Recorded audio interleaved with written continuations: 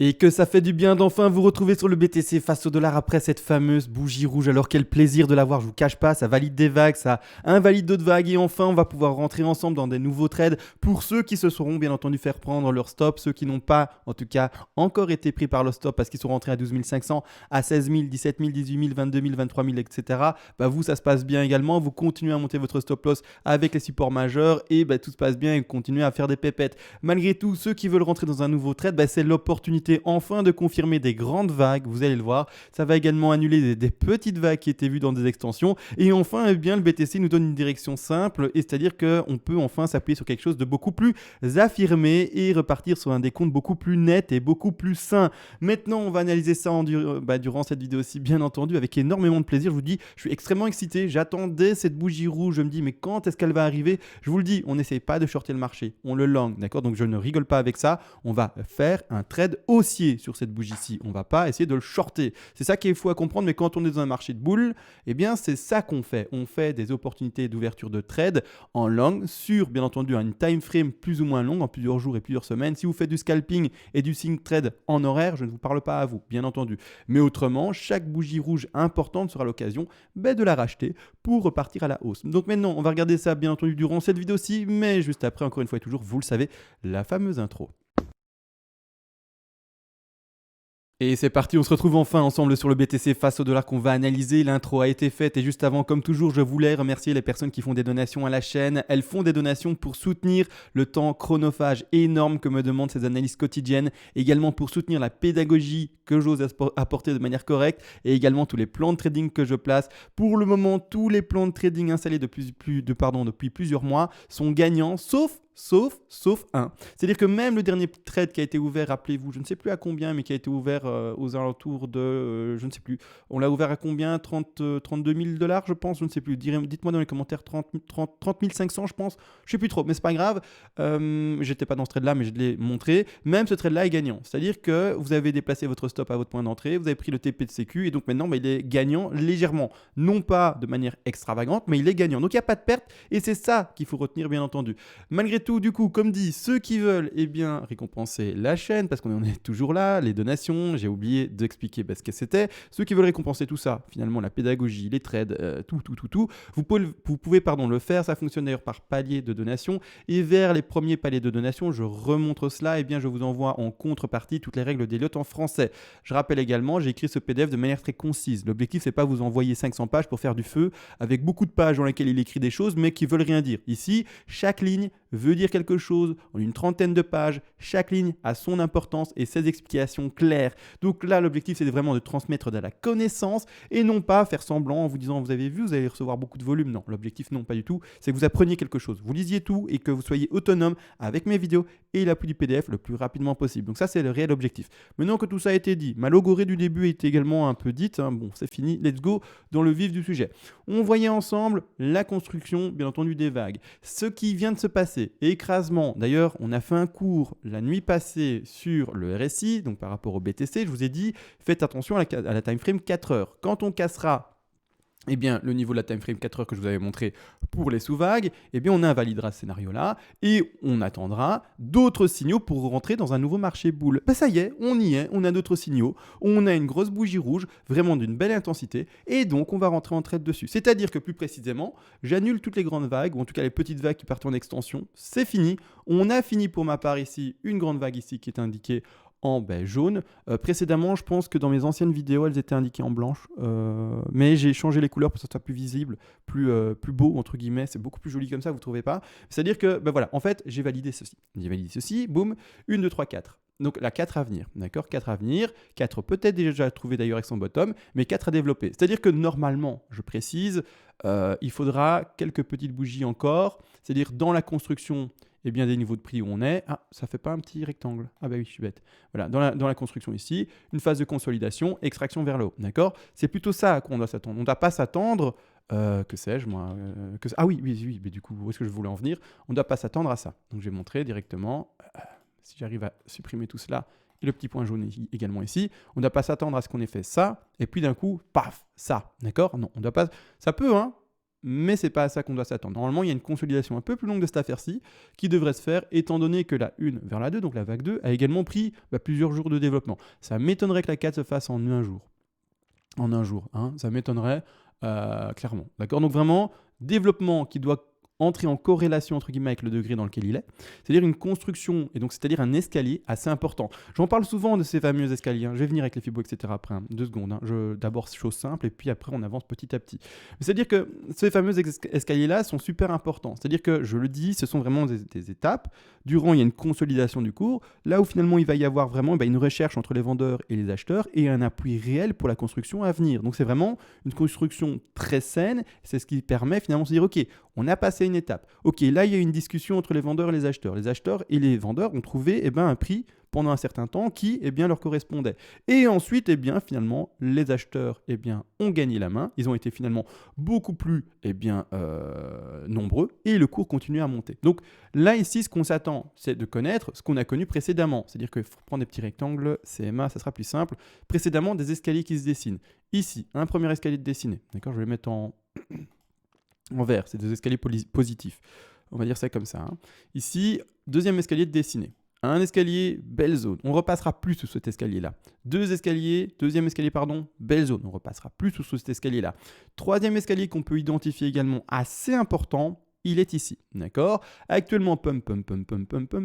Et enfin, on retrouve un frein qui se retrouve ici au 34 796 $, la belle bougie rouge. Et là, maintenant, on veut relire un escalier qui ressemble du coup à une intensité comme celle-ci, en termes de temps. En fait, visuellement, ça doit se voir. Ça doit breaker, ça doit casser, en fait, comme vous voyez, la tendance générale du pump ici. Donc, ça doit vraiment mettre un stop. À un moment, un palier, un horizontal, c'est-à-dire qu'on doit s'attendre à quelque chose qui va de nouveau montrer un escalier. Alors, escalier un peu plus large, c'est pas grave, mais un escalier qui doit normalement légèrement durer. C'est-à-dire que, oui, consolider et s'extraire vers le haut.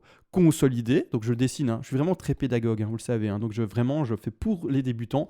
Les avancées, j'ai bien conscience que vous dites « Waouh, tu nous prends pour qui ?» Mais ce n'est pas pour vous que je le fais. C'est pour ceux qui arrivent sur le marché crypto qui doivent finalement apprendre les choses. D'accord ? Les personnes avancées, vous le savez, tout ça. Il n'y a pas de problème avec ça, bien entendu. Mais que vous comprendrez, bien entendu, la pédagogie que j'essaie d'apporter pour tous. C'est-à-dire que escalier, et enfin on remonte. Belle base saine, consolidée. C'est-à-dire que maintenant, vous allez me dire « CMA, merci, super, on a compris. » Maintenant, où est-ce qu'on passe à l'achat pour les traders un peu plus avancés ? Alors on en parle. Je rappelle, on est dans des grandes vagues jaunes avec extension sur la 3. Hein, c'est-à-dire que l'objectif de 3, il est énorme. Il est énorme, on le pose, là je le mets en haut, hein, mais c'est pour la lisibilité, comme ça ne s'écrase pas non plus sur la 5 en rouge, etc. La 3 s'arrête pile poil sur la bougie, mais je la mets en haut pour la lisibilité des chiffres, hein, des nombres. C'est-à-dire que plus précisément, passer en weekly, ça sera plus simple. Comme suit, je remets mon aimant et je mets mon Fibo d'extension. L'extension, voilà, on le voit. On est parti en énorme extension pour la 3, aucun stop, on a dépassé les 423,6. C'est là où il fallait travailler les sous-décomptes, continuer à essayer de tenir son trade en long, bien entendu, choper des potentiels trades en long toujours, et on en a loupé que un. Qu'est-ce que je suis content, ça fait des mois qu'on a loupé qu'un seul trade, très heureux, c'est-à-dire perdant, hein, où on n'a même pas été chercher un TP de sécu. Tous les autres, TP de sécu pris, stop loss normalement déplacé dans son point d'entrée, et voire même TP1, TP2, TP3 pris, et voire même des stop loss qui deviennent des stop profit déplacés au-dessus de ces 3 TP majeurs. C'est juste magnifique, donc bravo à tous bien entendu. Malgré tout, extension sur 3, on la valide ici au sommet, vous avez bien compris, des 34 860 $, prix Coinbase. Rappelez-vous, sur les échanges, les prix peuvent changer. Hein. Donc regardez sur vos échanges vraiment à vous, et ne vous arrêtez pas au prix que je donne. Regardez chez vous, si vous êtes sur Binance, regardez sur Binance où est-ce que vous en êtes. D'accord ? Zone d'achat, je rappelle, ah oui, j'ai oublié une étape du coup. Comment est-ce qu'on va privilégier la zone d'achat que je montre et pourquoi ? Je le rappelle, on a fait une 1-2, c'est simple, d'accord, rien de compliqué, et le retracement de la 2 a été à combien ? Retracement de 2, on le rappelle, a été chercher les 61,8 un peu plus. C'est du coup une 2 forte, d'accord ? Rappelez-vous également, je lis de temps en temps, il n'y a pas d'appréciation par rapport à du faible, fort, plus ou moins faible, moyen, normal, plus ou moins normal, extrêmement fort, extrêmement faible. Non. Soit on est en dessous, c'est-à-dire qu'en fait la 2 est faible, j'essaye de prendre la 2, est faible et se termine ici, vous aurez compris, je retire l'aimant pour avoir plus de facilité, se termine au-delà des 50% de Fibonacci. Et dans ce cas-là, donc c'est-à-dire en dessous, moins fort que les 50% de Fibonacci, et peu importe qu'elle soit à 23,6, 38,2, presque à 50 ou quoi, on ne va pas dire c'est moyennement faible, fortement faible, plus ou moins faible. Non, il n'y a pas, c'est faible, point. D'accord? On finit dans les 50, 61,8, on est pile dedans, on est pile sur le 61,8, on est sur les 50, on est dedans, c'est normal, c'est statistiquement normal, c'est régulier. Il n'y a pas de moyennement régulier, plus ou moins régulier, fort régulier, il n'y a pas de ça. Et si on n'est pas à ces 61,8, que ça soit même légèrement comme celui, comme je viens de l'indiquer là maintenant, à quelques pixels près, ou que ça soit qu'on aille chercher le 85,4, il n'y a pas de c'est très fort, c'est plus ou moins fort, c'est extrêmement fort, c'est normalement fort, je ne sais pas ce qu'on peut inventer. Il n'y a pas d'appréciation là-dessus. Soit c'est faible, soit c'est normal, soit c'est fort. On les dépasse ici, on va chercher presque les 76,4, mais c'est tout. C'est la seule observation qu'on doit faire, c'est pas une interprétation différente. Donc, point barre, c'est une 2 qui est forte. C'est-à-dire que le petit tips que je donne souvent, vous en avez conscience, c'est tout simplement, on le sait ensemble, et bien le fait d'aller rechercher quand on a une 2 forte, une 4 faible. De nouveau, pas du moyennement fort, etc. Ce que vous voulez, je ne sais pas.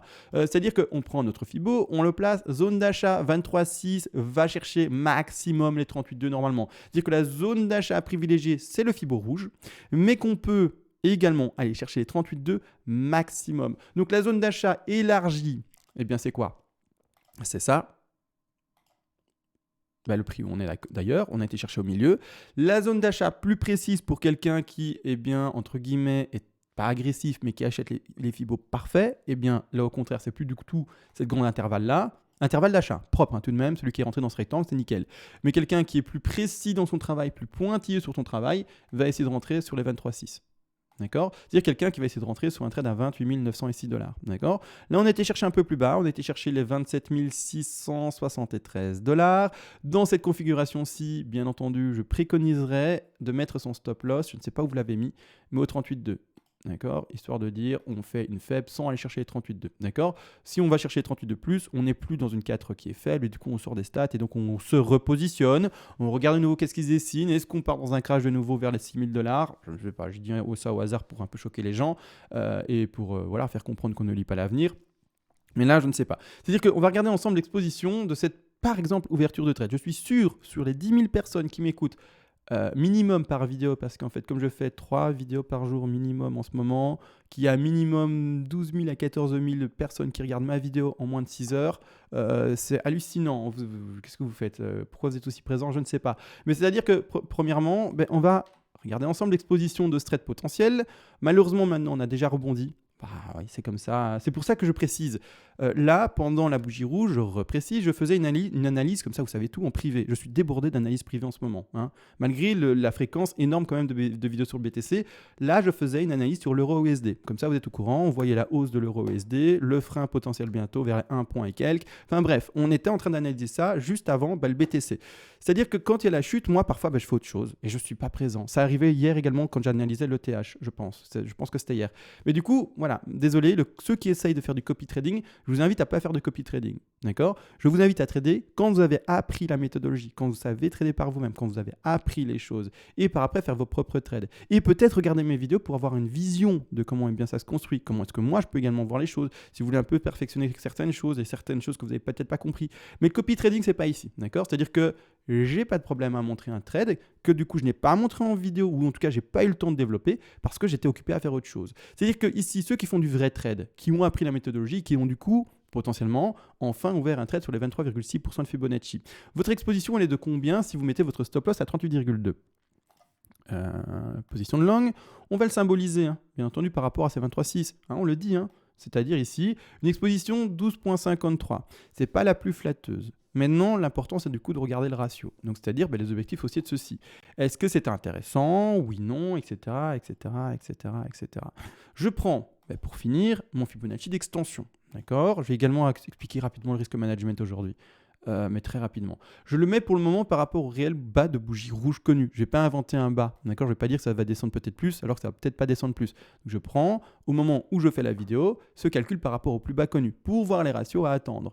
Les ratios, et donc c'est-à-dire l'objectif normalement maximal, comme ça on voit directement le ratio, ce sont les 261,8% Fibonacci, c'est-à-dire zone de revente ici.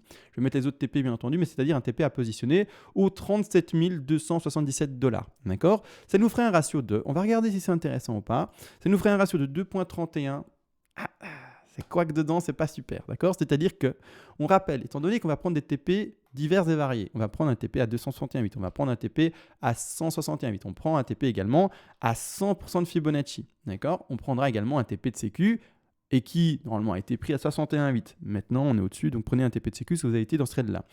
C'est important de comprendre une chose, c'est qu'étant donné que notre stratégie est de prendre des take profits partiels, même pas de clôturer totalement au cas où une extension et qu'on va chercher au-delà des 37 000, etc., la stratégie veut qu'on doit simplifier, entre guillemets, diviser ce ratio qui n'est existant et qui n'est réel que de 2,31. Si on passait à l'achat ici, qu'on revendait à 100%, dans les 37 000. C'est pas ce qu'on fait. On met des TP intermédiaires, des take profit partiels intermédiaires, ce qui fait qu'on lisse nos prix de vente. Donc on n'aura pas un ratio réel en fait de 2,31 par rapport à l'exposition. Non, on aura un ratio par exemple divisé par 2. Divisé par 2, 2,31, on arrive à 1,15. C'est un ratio faible, c'est pas les plus beaux ratios. Est-ce que c'est un trade à prendre selon cette stratégie et selon ce placement de stop loss? Je ne l'inviterai pas à prendre, ce n'est pas du tout le plus flatteur. Maintenant, vous faites comme vous voulez, on aura des vagues plus intéressantes probablement plus tard à prendre. Malgré tout, si vous êtes plus agressif, c'est possible. Vous vous dites, moi, mon stop, je ne le mets pas à 38,2. Je pars sur le fait que maintenant, on a eu un beau rejet de mèche. Encore une fois, c'est contextuel. D'accord? Moi, je donne des exemples, j'explique tout, je suis pédagogique. C'est-à-dire que vous êtes peut-être plus agressif que ce que je montre en vidéo. Et peut-être que l'agressivité que vous avez vous fait placer votre stop déjà en bas de la mèche qui a été trouvée maintenant. C'est-à-dire aux alentours, plus précisément, si on regarde des 27 624. Ça nous ferait quoi? Est-ce que là, quelqu'un d'agressif pourrait ouvrir ceci? Et pourquoi pas finalement? C'est qu'ici, dans ce cas-ci, on aurait un ratio de 6,46. Les choses changent. On aura du coup, en simplifiant ceci, on fait facilement divisé par 2. C'est pas exactement ça, ça peut être un peu plus ou un peu moins. Mais pour simplifier facilement les choses et d'aller au droit au but, on divise 6,46 par 2, on est à 3 un peu plus, 3,20 et quelque chose. Donc là, au contraire, on devient enfin dans un risque qui est intéressant. À vous de voir si vous voulez mettre votre stop plutôt proche, d'accord, ou au contraire prendre plus de position défensive avec, comme dit, un ratio plus petit et du coup également une exposition qui sera plus grande. Je rappelle du coup le risk management. J'ai dit que j'allais le dire et le faire, donc je vais le faire. Premièrement, position des TP et position du stop loss. Ça fait déjà partie, mais c'est très simple. Si vous ne savez, déjà on va commencer par là, si vous ne savez pas gérer et vous ne savez même pas ce qu'est un take profit partiel, vous ne savez pas non plus gérer un stop loss, vous ne savez pas non plus que quand vous tenez un trade, le premier objectif c'est de diminuer un maximum, voire annuler la perte potentielle. Donc il faut être dynamique durant la tenue de son trade, donc à un moment déplacer son stop loss en termes de stop profit. Si vous ne savez pas tout ça, stop le trading, go apprendre sur des plateformes de trading en testnet, go apprendre également peut-être sur même une vraie plateforme de trading, mais avec un tout petit capital d'essai, vous allez jouer vraiment des toutes micro-sommes, mais également si vous n'avez pas un échange, selon moi, qui vous permet d'être très mobile, de vraiment pouvoir avoir une ergonomie totale sur le graphique, c'est-à-dire que quand vous mettez, je rappelle, c'est important, dans les échanges, vous pouvez bien entendu, dans les commentaires, vous pouvez vous les partager et les dire, lesquels vous permettent de faire ça. Moi, je ne le dis pas par précaution. Pourquoi? Parce que si un jour, je vais proposer un échange, vous dire, voilà, cet échange-là est bien. Moi, je suis sur celui-là, par exemple. Et qu'un jour, il se révèle que cet échange-là soit un scam et qu'il se ferme et qu'il craque dedans, c'est sur qui qu'on va se plaindre? C'est sur moi. On va dire, c'est Matt, tu nous as dit que cet échange était bien, mais regarde, maintenant, il a fermé, il nous a tous rack dedans avec la chasse au stop qu'il n'y a que chez lui. Moi, je ne veux pas ça, d'accord? J'ai mon échange, je me suis renseigné, etc. Je vous invite à faire la même chose. Passer par la même étape par laquelle je suis passé. Renseignement, Google, recherche, etc. C'est-à-dire que quand même, vous pouvez vous aider dans les commentaires et dire, les gars, c'est quoi que CMA il parle là? On peut déplacer son stop loss en cliquant sur le graphique directement et pas aller dans le tableau à gauche et chipoter. On peut directement cliquer sur son take profit partiel et le déplacer également manuellement. C'est vrai ça? Dites sur lequel dans les commentaires, ça sera plus simple et on ira directement droit au but. Mais moi, je ne peux pas. Précaution, vous avez compris, de défense par rapport à des éventuels scams, à des éventuelles plateformes qui ont l'air sérieuses mais qui un jour ne le sont plus du coup. Pourquoi je dis ça? Parce que je l'ai vu dans les années précédentes, des échanges qui sont ridicules. Au début, on croit qu'ils sont bien et puis finalement, non, ils ne le sont pas. Donc, on fait attention à ça. En tout cas, moi, je fais attention à ça. C'est-à-dire que maintenant, ça, c'est simple. Risk management par rapport au stop loss, déjà simple, déplacement dans le vert, etc. et take profit partiel. On va légèrement plus loin. Vous avez un capital trading octroyé. Donc, rappelez-vous, vous avez d'abord un capital d'investissement et une plus petite portion qui doit normalement être allouée à votre capital trading. Ça, c'est vous qui voyez. Ça, je ne vais pas parler plus de ça, c'est vous qui voyez. 70, 70 % en termes de capital d'investissement, 30% en termes de capital trading, plus moins, je ne sais pas. 90 dans le capital investissement, 10% dans le capital trading, ce n'est pas la question. Ça, vous faites comme vous voulez, ça c'est vous qui voyez. Malgré tout, attention, quand vous avez votre capital trading, il faut qu'à chaque trade, vous vous disiez, ok, moi par rapport à mon capital trading total, chaque trade, je veux que la perte ne soit que 1% potentiel de ce capital trading total. D'accord? C'est-à-dire 1% tout le temps. Donc finalement, qu'il monte ou qu'il diminue ce capital trading, eh bien, ce sera toujours 1%. Donc par exemple, si c'est un capital trading de 100 et que vous faites des trades chaque fois, donc un capital 100, d'accord? Vous faites des trades gagnants, ce capital va augmenter. Ça va être un capital après de 102 peut-être, puis 105, puis 100, et puis peut-être qu'il passera à 200, 235. Vous faites fructifier ce capital trading. Mais du coup, à chaque trade, ça sera toujours 1%, d'accord? Donc finalement, plus ça grossit et plus vos capitaux seront importants et donc du coup, plus vos trades seront également importants. Toujours 1% de perte par exemple par rapport à son capital trading, d'accord? C'est les cartouches, c'est les cartouches, c'est les cartouches. Et si par exemple vous perdez votre trade et qu'en fait à la base le capital trading était de 100, donc 100 euros, pour donner un exemple, ça peut être 10 000, 1 million, c'est vous qui voyez, et qu'il diminue parce que vous êtes entre guillemets pas mauvais, mais que vous faites certaines suites de pertes, eh bien ça va diminuer à 90, ça va diminuer à 80, 90, 99, 98, 97, et plus ça va descendre petit à petit. Alors c'est pas exactement 1%, 1%, 1% comme ça, c'est chaque fois moins, c'est du coup 99 moins 1%, d'accord, on peut jouer 1% de 99, ça c'est déjà le 1% par rapport au capital, ça c'est expliqué, je pense que là j'étais plutôt clair.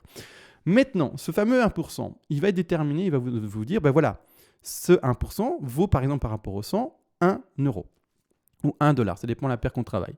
Ce 1 dollar va devoir correspondre par rapport à l'exposition. Donc c'est-à-dire que vous fassiez une exposition de 4,49 ou que vous fassiez une exposition de plus, par exemple ici 9,60, il faut que cette exposition et donc la perte du trade correspondent à ces 1% totaux, à 1% du capital trading total. Donc c'est 1 dollar, si bien le capital trading total c'est 100 dollars. D'accord? C'est-à-dire que là, il faudra faire comment ça s'appelle encore? Tout le temps, vous me le dites chaque fois dans les commentaires, un problème par résolution par 3, un produit en croix, je ne sais plus. Dites-moi ça dans les commentaires de nouveau, mais c'est très simple. D'accord, en gros, il faut que c'est 1 dollar. Eh bien, si on perd 9% et qu'on va le chercher le stop loss, eh bien, le capital correspond à cela. D'accord? C'est-à-dire que vous faites un produit par 3, je ne sais plus, et vous trouverez le capital qui va vous permettre finalement de ne perdre que ce pourcent déterminé. Donc, de perdre cette somme déterminée. Ce que je viens d'expliquer là, mais non, c'est le risque management le plus simple qui existe. Il y a plein d'autres styles de risque management. Il y en a plein. Vous allez en trouver plein. Vous en avez peut-être un autre. Ce que je viens d'expliquer, c'est le risque management le plus simple à tenir. D'accord? On a des cartouches. On accepte de perdre 1% par trade par rapport à son capital trading total. Si ça grossit, tant mieux. On devient avec un capital qui sera toujours plus gros et toujours pas plus agressif du coup. Non, du coup, pas du tout plus agressif. Mais en tout cas, on jouera toujours plus gros et on augmentera son capital petit à petit. N'oubliez pas également une chose. On ne devient pas riche du jour au lendemain et on devient riche lentement. Alors, vous allez me dire, mais non, c'est pas vrai. Regarde, je sais pas moi quel exemple on peut donner. Parce que tous, en fait, ils ont travaillé pas mal de temps. Hein. Que ce soit Amazon, que ce soit Microsoft, que ce soit Apple, tous, en fait, ils ont commencé il y a des années, plus de 10 ans, plus de 20 ans. Donc, il y a quand même là-dessus quelque chose... Non, donc je cherche quelqu'un qui a fait plein d'argent en très peu de temps. Ça peut arriver. Là, j'ai pas d'exemple qui me vient. Mais c'est-à-dire que, grossièrement, la norme, c'est quoi? C'est qu'en fait, il faut mettre du temps pour gagner de l'argent. Les personnes qui pensent qu'on peut gagner rapidement de l'argent, c'est vrai, mais c'est rare. C'est-à-dire que c'est comme au loto, en fait. C'est-à-dire que oui, tu peux gagner au loto. Tu peux gagner du jour au lendemain, en fait, en grattant un seul ticket, 1 million, 10 millions, je ne sais pas, l'euro million, c'est combien maintenant? 100 millions, je ne sais pas. Mais c'est beaucoup. Mais c'est-à-dire que c'est rare, d'accord? C'est une personne sur plusieurs milliers, centaines de milliers, peut-être, qui ont joué, d'accord? Je ne sais pas combien de personnes qui jouent à ça. Mais c'est-à-dire que c'est la même chose ici. C'est rare. Si, par exemple, tu fais un peu du pile ou face, que tu n'as pas de stratégie, que tu fais de l'agressivité totale sur tes trades, effectivement, tu peux peut-être gagner. Mais dis-toi que si tu gagnes et que tu es extrêmement rentable là et que tu es devenu millionnaire en 2 jours, c'est rare. Tu es un des seuls à l'avoir fait. Tous les autres, on est en train de suer. Je te le dis tout de suite parce qu'on a notre risk management. On fait les choses lentement. On essaye de fructifier les choses petit à petit. Parce que c'est la construction normale de quelqu'un qui s'enrichit, qui en tout cas apprend potentiellement. Et bref, il faut passer par ces étapes-là. Et c'est comme tout. Toutes les entreprises, et la majorité des entreprises, ont commencé petites, ont grandi petit à petit. Et finalement, sont venues de start-up à des multinationales. D'accord? Donc c'est important de le comprendre. Toutes les choses se font petit à petit. Donc oui, je parle d'1% de son trade, de petits trades du coup à jouer, etc. C'est plus tard, avec la maintenue de cette méthodologie sur des années, que peut-être plus tard, vous allez jouer des milliers et des milliers et des milliers avec des retours énormes, énormes, énormes. Mais en attendant, on joue petit. On joue petit avec ses moyens, d'accord? On ne risque pas de trop. Et plus tard, on pourra bien se dire, je reste toujours avec la même méthodologie, mais pourtant, là, maintenant, ça y est, je peux en vivre, par exemple, parce que là, mes trades deviennent très importants, parce que maintenant, j'ai un capital important, mais ça m'aura pris 5 ans, 10 ans de construction, en effet. Mais oui, mais c'est comme tout. Une carrière, c'est la même chose. Vous n'êtes pas patron du jour au lendemain quand vous commencez dans une boîte. Vous commencez au bas de l'échelle potentielle, et puis vous faites votre expérience, vous commencez à connaître un peu les collègues, ceux du dessus, ils disent, fais du bon boulot, allez, je te fais un petit upgrade, c'est parti, let's go, tu aimes bien cette place-là, prends-la, parce que de toute façon, lui, il va bientôt partir, pension, que sais-je, là, tac, tac, tac, et on monte petit à petit. Mais ça se construit. C'est la même chose en trading. Donc ceux qui pensent devenir trader pro et gagner en un jour ou même en une année le million d'euros en partant d'un tout petit capital, soit vous allez y arriver et alors c'est de la chance, et je préfère le dire, c'est du pile ou face, c'est tant mieux pour vous, c'est comme gagner au loto, soit vous allez y arriver mais pas tout de suite. D'accord? Vous allez devoir attendre plusieurs années, sûr et certain. Donc voilà, tout a été dit à ce niveau-là. Trade vue, pour le moment, je vais attendre plus de bougies parce que pour moi, comme expliqué, il me faut une phase de consolidation plus longue. On passera du coup dans d'autres trades potentiels durant les prochains jours et les prochaines semaines à venir, sans problème dans cette phase de consolidation-ci. Et c'est-à-dire qu'on va essayer de décompter, encore une fois, je le rappelle, une 4 se construit régulièrement en par exemple triangle, également WXY, ABC en flat, ABC en zigzag et ainsi de suite. C'est-à-dire que nous, vis-à-vis d'une seule bougie rouge, c'est un peu compliqué de trouver une figure, surtout pour un degré aussi grand. Donc on va temporiser maintenant, lire les prochaines figures et positionner différents trades également. Là maintenant, à vous de voir si oui ou non vous rentrez dans ce trade-là. C'est un peu tard, c'est pour ça que je dis le copy trading, c'est pas à faire. D'accord? Faites pas de copy trading s'il vous plaît, essayez s'il vous plaît de pas du tout faire ça. Vous pouvez rentrer à un 8% d'exposition, ça peut se faire avec ici un ratio, je revérifie, un ratio de 2.91, ça fait un ratio de 1.50, c'est pas des meilleurs, à vous de voir bien entendu si vous faites ça, mais c'est pas des meilleurs, d'accord? C'est pas des meilleurs, et puis c'est comme ça. Donc là maintenant tout a été réellement dit. On se retrouve du coup plus tard pour plus de bougies, etc. Une chose également, ça m'a fait rire. L'algorithme de fin de vidéo, mais c'est intéressant. J'ai mis une vidéo ce matin, en tout cas durant cette nuit à 4-5 heures du matin, une vidéo qui était à destination des investisseurs. Vidéo parfaite théorique. Malgré tout, le message dit dans cette vidéo est intemporel. Je pourrais dire ce que je dis auditivement dans cette vidéo en 2012, en 2021 comme maintenant, ou en 2032. Le message sera le même. La seule chose qui a tilté dans les commentaires, c'est « Ah mais CMA, tu as déjà posté cette vidéo-là il y a maintenant 10 jours.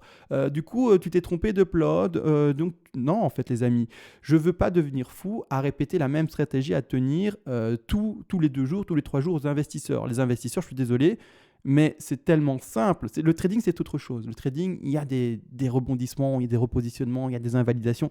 L'investisseur, non. Vous devez écouter cette vidéo-là, appliquer la stratégie que j'explique dans la vidéo, et puis c'est tout. Et on s'en fout si on est à 24 000 $, on s'en fout si on est à 38 000 $, et on s'en fout si on est à 100 000 $ quand j'explique les choses. C'est la même chose. Et on s'en fout qu'on soit sur le BTC ou sur l'Ethereum. Parce que j'ai aussi vu quelqu'un qui me demandait « Ah, CMA, tu peux faire la même méthodologie, la même explication pour les investisseurs sur l'Ethereum ?»